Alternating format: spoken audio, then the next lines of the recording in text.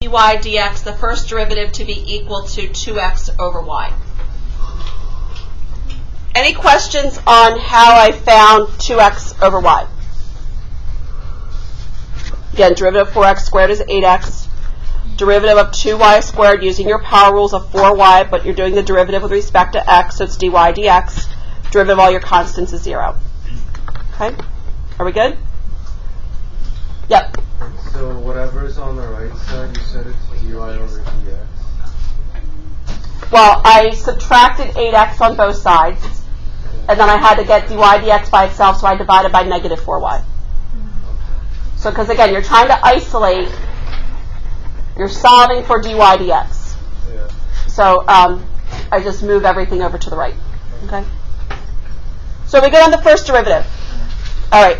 What rule am I going to have to use to differentiate this? Quotient. You have a quotient. You have a quotient. So again, and then you'd have to use product rule. So whichever you want to do, you're going to have to do one of them.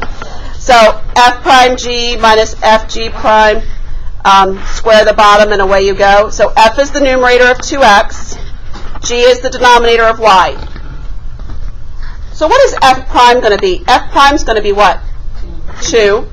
What's g prime going to be? What's the derivative of y? dy dx. 1 times dy dx. Or your y prime, depending upon the notation. Does it matter whether we use dy or dx or what?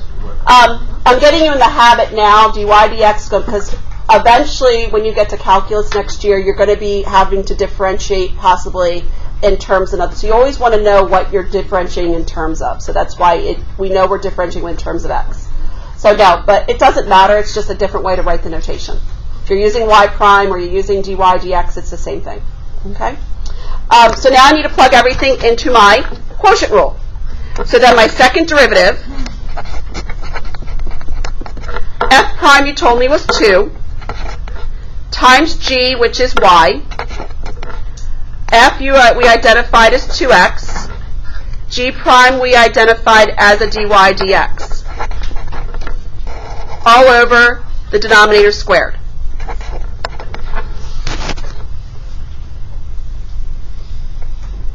Questions so far? So when you have implicit differentiation, what happens a lot of times, ladies and gentlemen, when you go to find the higher derivatives, notice you end up with the first derivative in the formula. Remember, dy dx is the first derivative. That's what this notation is.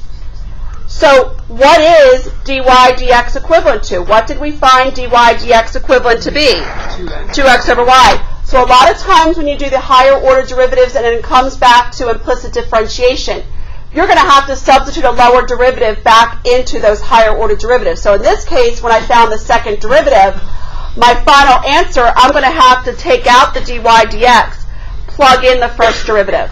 So my final answer is going to be 2y minus 2x times 2x over y, all over y squared.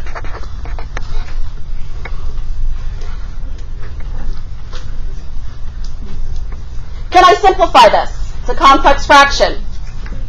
Yes. Multiply everything by what? Y. Y, oh y. So I end up with 2y squared minus, well, what's 2x times 2x going to give me?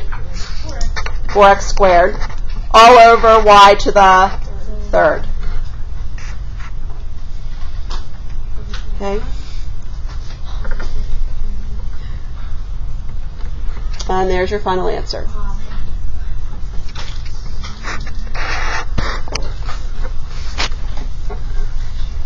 Okay? So any questions on that? So now, just to kind of give you a heads up, ladies and gentlemen, this is acceptable, but sometimes what they'll do, especially with implicit differentiation or multiple choice tests, look at your original equation. Sometimes they'll substitute parts of the original equation into the derivative. What I mean by that is this. Here is a 4x squared.